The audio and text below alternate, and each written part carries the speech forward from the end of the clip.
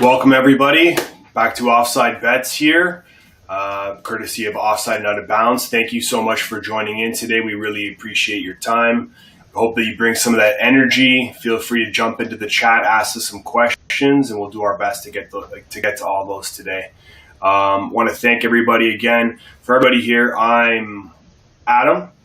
I'm Junior. Let's go. Check the mic and make sure it sound right, boys.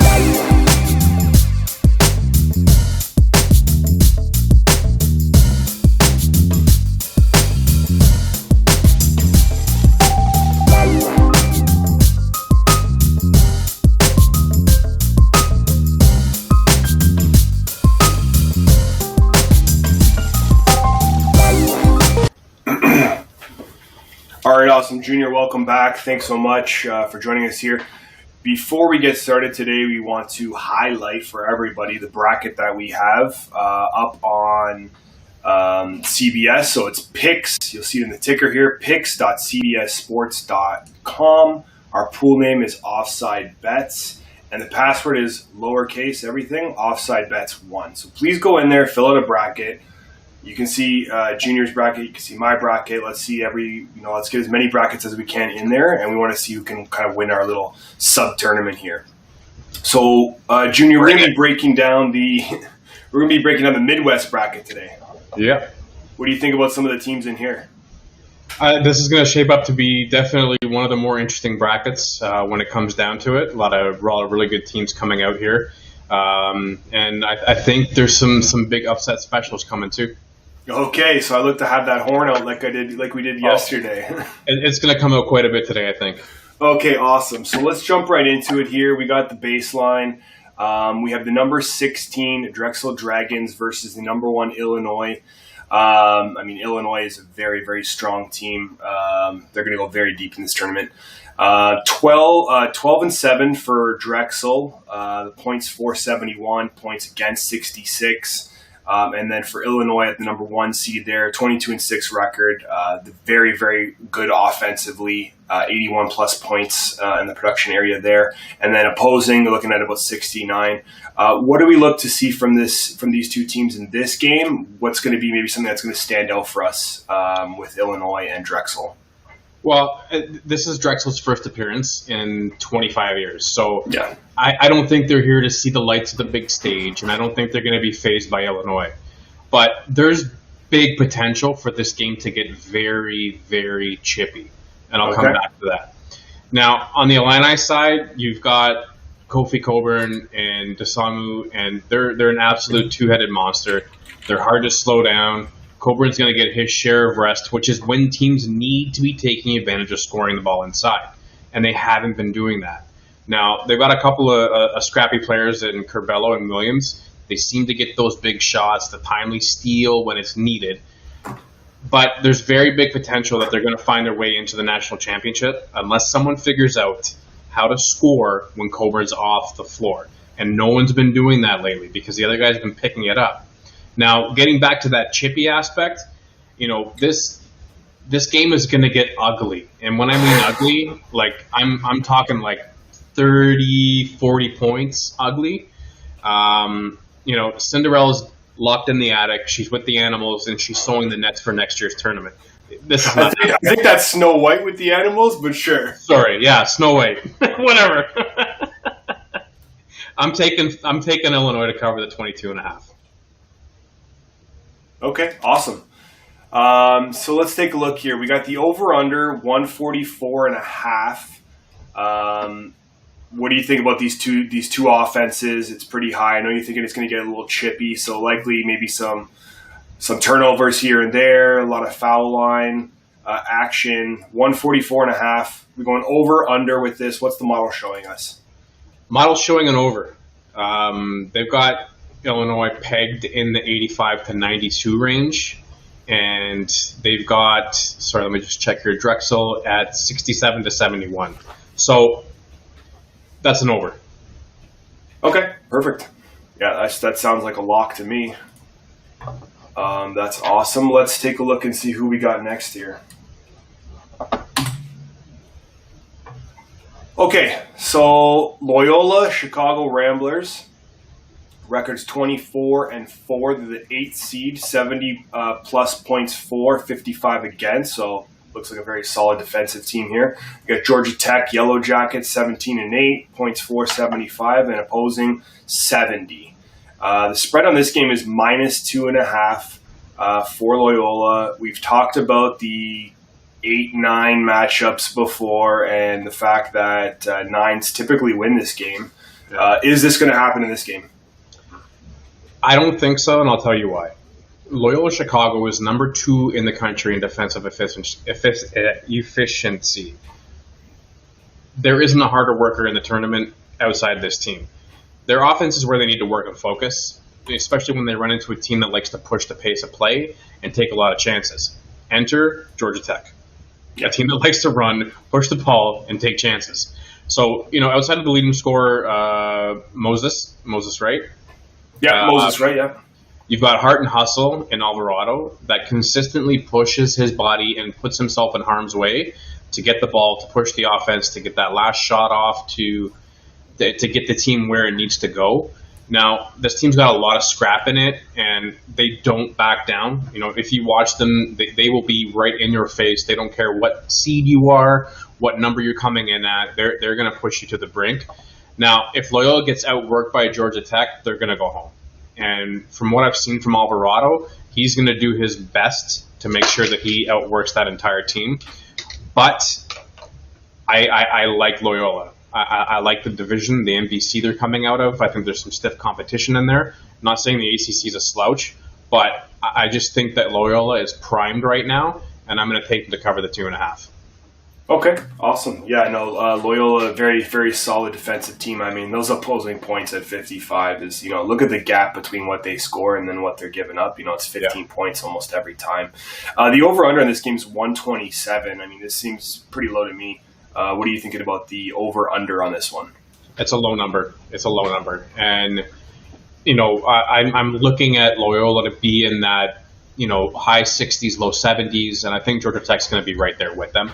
So I would definitely feel comfortable taking the over in this game. Okay, awesome. Yeah, it should be a bit of a solid game here to watch. I think it's going to be very interesting, and it's going to look really good. And in this case, they're not going to the number 9 seed is not going to upset the number 8 seed. I don't think as well. Okay, so moving on here, we got Oregon State Beavers. Okay, against Tennessee. Oregon State 17-10, the 12th seed. 69-4, 69 against in terms of points. And then you got Tennessee, the 5th seed, 19-7 points per game. You got 72-4 and 63 against. We had a 12-5 yesterday that we had a bit of an upset there. We got the spread here at -7.5 for Oregon. What are you thinking here? No, it's Tennessee. They're 7.5 Tennessee. Oh, I'm sorry. 7.5 Tennessee. Yes, correct. What am I thinking here? Yeah. Okay. Yes. Oregon State is a team that went into Champ Week that knew their only shot to get to this dance was to win the Pac-12. Yeah. That's what they did. They beat UCLA, who's in the play-in against Michigan State. They beat Oregon, who's a 7 seed. And they beat Colorado. Yep, you guessed it, who was a 5 seed in this tournament. Yes. This team has been playing tournament basketball for 2 weeks, and they are primed and ready to run. Now, to think about the Vols, and they're not a shabby team, but to think that about 2.5 short months ago, this team was number 6 in the country, and now they're coming into the tournament as a 5 seed. Yeah. Why? The offense sputtered. They weren't consistent enough where they needed to be with respect to Tennessee's stature as a program. Their saving grace is that defense that they have, which is pretty smothering. But this is not a good time to bring an inconsistent offense into the dance.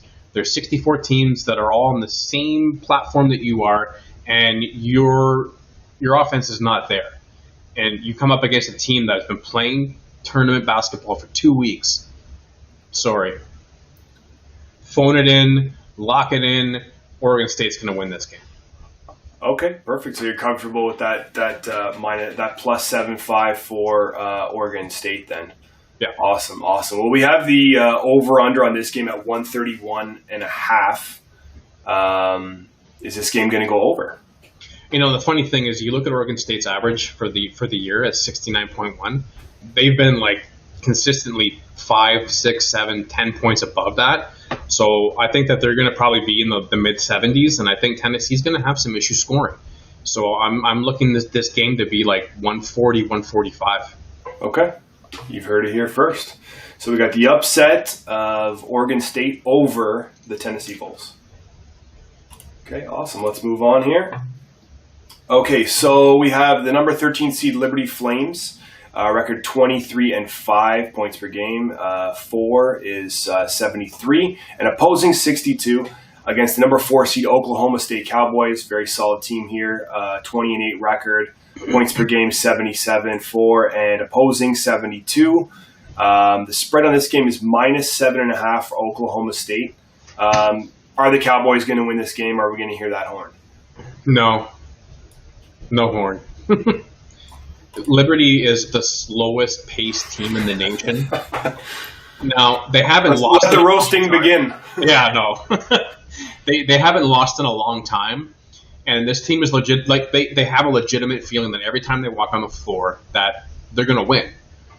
They win because they shoot a high percentage from the charity stripe, which tournament time you need. And they're shooting almost 40% from 3, which at tournament time you need. And I like teams that can score when the clock stops. That's huge. But when everyone talks about Oklahoma State, they bring up Cade Cunningham. Yes, he's very impressive. He is NBA ready, and he gets a lot of the credit for where that team is right now. There's 4 other guys on the floor with him that are very strong players. And I think they are the ones who have, well, they should be getting that credit that Cade's getting. But they're very deep. They're going to make a deep run. And I think Oklahoma State's going to be just too much. And I think they're going to actually dictate the pace to Liberty. And I think Liberty's going to be playing catch-up from the beginning. So I'm liking Oklahoma State to cover this plus. Okay. What would you go up to on that spread? I would take Oklahoma State up to 12. Okay, fair enough. I mean, you mentioned Cade Cunningham, 20 points plus, 6 plus, 3 plus. He's looking very, very strong for them. But as you mentioned, he's probably going to get tied up a little bit. He's going to look for those other players in that team to help with that point production. The over-under here is 141. I see this game probably going over based on some of that analysis. What about you? It can, but I think if Liberty tries to continue to dictate their pace and runs a very slow set offense, I think this could go under, and I think Oklahoma State's going to do the bulk of the scoring here. Okay. Awesome. Liberty's leading scorer is Darius McGee, 15 points, 4 plus and 2 plus. So let's see what happens in that game. Before we move on, we just want to remind everybody again, you can get our bracket. It is available. If you look at the ticker below, you're going to have it at picks.cbssports.com. Our pool name is Offside Bets, and the password is all lowercase Offside Bets 1. So please go there. Please join our bracket challenge, our pool. Have an opportunity to win that. You're going to see Junior's bracket. You're going to see my bracket, and that closes down Thursday at 11:59. So please join. Okay, so moving along here. Okay, so we have the Syracuse Orangemen, number 11. Big Syracuse fan personally, have been a long time. Back in the Carmelo days. 16-9 record, points per game, 75-4, opposing 70. And then we have San Diego State Aztecs, record 23-4. They're the 6th seed with 73-point production, 4 and 61 against. The point spread on this is -6 for San Diego State. What do you think about this game here? Yeah, okay. It's not the first time I've seen or heard that Syracuse is going to upset this game, so I have seen them on some Elite 8 brackets, which is a little bit surprising to me, but I think maybe this is definitely a possibility, and why don't you tell us why? I'm also a big Orangeman fan. but I go back to the John Wallace, Otis Hill days in the early 90s. John Wallace. Oh, he was something, wasn't he? Yeah. Syracuse did what it needed to get that at-large bid. Boeheim has this team loosey-goosey right now. They're running at a quick pace. They've got 4 players shooting over 30% from range, and that's going to play high in the tournament time. San Diego State, on the other hand, all of a sudden they've turned into this defense-first team, and they're one of the most efficient teams in the country. But now they got trouble scoring the ball. That's going to hurt you in tournament time. If you've got an inconsistent offense and you've got issues running your set plays in the half court, you're gonna end up running and gunning and trading chances with a team that likes to run and gun. So I think what they do is they got to shorten that rotation. They got to ride the hot hands on that team. But I just think with how loose Syracuse is playing right now on borrowed time, that they're gonna be too loose. You know, the swagger, the calmness, the demeanor. Boeheim's been there, so he already knows what these guys need to do. Buddy Boeheim's grew up in this game, so he knows exactly what's going on come tournament time. So Syracuse is going to push the pace, and the Aztecs are going to have a hard time keeping up. So I see Q's upsetting and covering the spread. Awesome, that's great. So we have the over-under here at 139. If you look at these two teams and how they're going to match up and the fact that Syracuse is going to try to dictate this pace, where's this game going to end up when it's all said and done? I think if San Diego has any chance of getting in this game, they're going to have to drop that D a little bit. Okay. And they're going to have to start running a bit more. So I can see this a halftime of like 42-39 and them hitting the over pretty clean at the end of the game. Okay, awesome. Okay, next up we have the number 14 seed Morehead State Eagles. Okay, record is 23-7, points for 68, points against 64. And then we have the number 3 seed West Virginia Mountaineers. Record is 18-9, points per game 77-4 and 72 against. The spread's pretty nice here. It's pretty generous at minus 12 for West Virginia. Do the Eagles even stand a chance in this game? Oh. Now, is this to cover the spread, or are we talking about them moving through past West Virginia? Let me break it down for you. Okay, please do. Morehead State, it's first time in 10 years. Eagles are back. Okay. This is one of the best rebounding teams in their conference. They limit those second chance points. They slow the game down to their liking. And I mean, Johnny Broom's going to have a pretty stellar game for this to happen. But West Virginia's a deep team. They shoot the three very well. They've got Culver and McBride, and they've built a nice little tandem there. But they are not a consistent team. And usually you would know what you're going to get out of a West Virginia team. Yeah. But if Morehead State can limit those second chance points, slow this game down, they're going to win. And West Virginia is not upset proof at all. You know, if this entire year has showed us, they are there and primed to get upset. And right now, I think with the way Morehead State is playing, that they are going to do that. So they must be peaking at the right time then. Okay, well that's interesting. Yeah, I love it. We have the over/under here at 137.5. Where's this game kind of going to end up? See, it's sneaky. If it goes the way I think it's going to go, I think it's going to hit under. Yeah. But if I'm completely wrong and Morehead gets blown out, it's going to go over. So yeah. So if they're not able to control that pace, you think it done. will go over. But if Morehead's able to control that pace, they're going to hit the under on this one. Yeah. Okay. Awesome. I know I'm on an island with this pick, but yeah, that's. I think that's your biggest long shot yet. Yeah. That's quite the spread, and West Virginia's 20-1 to win that tournament. So let's see what happens. Is that the one that you put on your bracket? Do you have them upsetting on your bracket as it stands? I do. Now? I do. Okay. Very, very good. Okay, so we're moving on to number 10. Okay, Rutgers. 15-11, points for 70, points against 68, and then Clemson, very well-known basketball 16 and 7, and then points for 65 and points against 62. This is a 10-7 matchup. We have Clemson minus 1.5. It looks like they're getting primed here. Yeah, exactly. Okay, awesome. So a lot of upsets there. That's what it's been 20 years since Rutgers been in the dance, but the Big Ten is one of the toughest conferences to play in. And Rutgers is going to be a tough out this tournament. Now, they rely on a very strong defense that's led by Jacob Young. Now, it's not just what Rutgers is going to do, it's what Clemson is not going to do. Okay. Now, Clemson is a team that's built around their defense. They like those low-scoring, controlled pace of games, and there's not a lot of room of mistakes for them. So that's the issue that I have with them. They have to be like above efficient on the ball on both ends of the court if they're going to extend this season. And Clemson likes these low-scoring games that they have the ability to control. But the issue where this gets them in trouble with this Rutgers team is Rutgers lives in this area. This is where they live. And they are going to continue to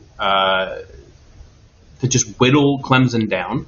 And I like Clemson to not cover, and I like Rutgers to get this. Okay. We have the over-under on this game at 126. And I think we're losing you here. Apologies, everyone. We got a little bit of technical difficulty here. I'm going to see if Junior's going to join back in. So we have it at 126. We're just, again, looking at these points for and points against. Looks like this game's going to be very close. So we'll have to wait and see if Junior's pick and the modeling shows that this game will go over and under. But I do want to remind everybody that they can join our pool. The pool is available at picks.cbssports. Okay. .com. Okay, the pool name is Offside Bets, and the password is Offside Bets 1. Okay. We're just loading Junior back in here. Junior, welcome back. We lost you there for a minute. Junior, are you available? Can you hear us? Okay, so we're having some technical difficulties here with Junior. Let me send him a quick chat here on the private chat.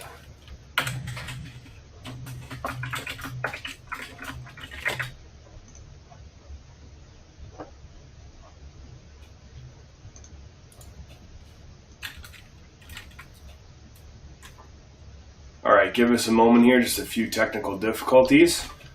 Junior's just trying to come on back. Over, under on the Rutgers game. We're just going to type to him, and he's going to go ahead and speak since we can hear him.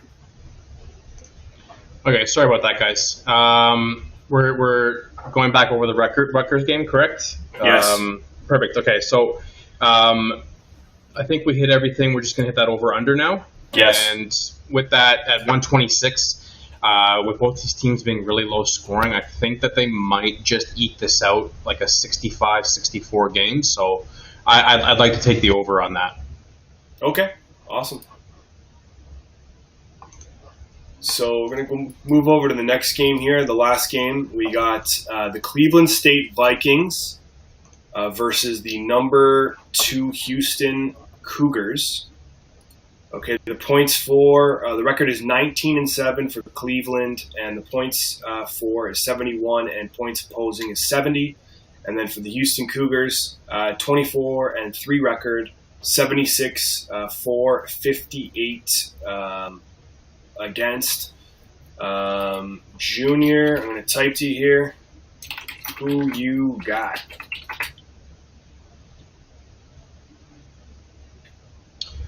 In here, we've got, this. As much as I want to hit that button, I think Cinderella can take a nap. You know, Cleveland State's going to be in a tough spot here. Houston is a very high-energy team, very hard-working team. The Vikings are in the bottom of the most comparable offensive stats and are going to have trouble keeping up with the scoring pace of Houston. And Houston is just going to continue to push them and push them and push them. Now, Houston, number one, is a great rebounding team. They're in the top 4 rebounds per game, second in the country in offensive rebounds. Now, they're creating second chances on both defensive and offensive side of the ball, and which is great for stopping runs, which you love to see during tournament time. Now, this team isn't the second coming of Feast Famine Jamma. There's no glide, no dream, but this team's going to put up points, and they're going to be very responsible with the ball with both hands. And I think this is going to shape up to be over by the half, so I'm comfortable taking Houston minus 20. Wow. That's a very, very big number, so let's see what happens on that end. Just a couple of notes here. So Quentin Grimes, he's 18, 6, and 2. Looking very good on the point production side of things. We have the over-under here at 135. What do you think about that?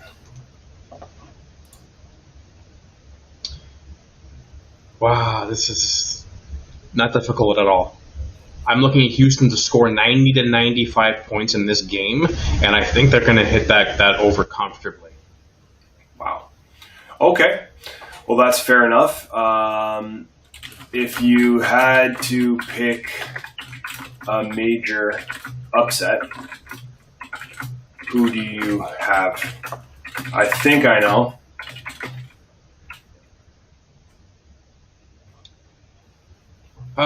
The biggest upset that I'm going to pick, I think I took them at Moorhead State at 14. Yeah. I'm either going to be out very quickly of this bracket competition. You're out of there, man. I'm going to look like the smartest man in the room. Anything but can happen, you know right? what? I think where I am with that game, that spot, I think it's a good spot to take that kind of a long shot. And West Virginia's not playing well, so I'm going to stick with that pick. Live or die. Okay, so just to remind everybody, picks.cbssports.com, pool name Offside Bets, password lowercase Offside Bets 1. We ask you to like, subscribe, click that button below, comment, let us know what you want to hear after this. Tomorrow we are back live at 9 o'clock. This is the last live for this tournament breakdown, and I think we're breaking down the best bracket. You got Gonzaga in there. It's going to be huge. We're going to see what happens. So for everybody here at Offside Bets and Offside and Out of Bounds, I'm Adam. I'm Junior. See you real soon.